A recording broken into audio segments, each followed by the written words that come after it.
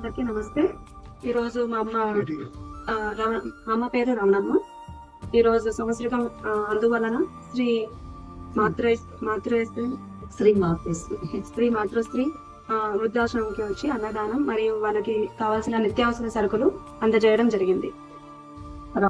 రమణమ్మ గారి ఆత్మశాంతి చేకూరాలని ఆ భగవంతుని మనస్ఫూర్తిగా కోరుకుంటున్నాము. అలాగే భోజనాలు కూడా ఇక్కడ ఏమేమి ఏర్పాటు చేశారో ఒకసారి చూద్దాము. Colour rice, white rice, chutney, పాయసము, మజ్జిగ, పప్పు, అప్పలం, అరటిపండ్లు.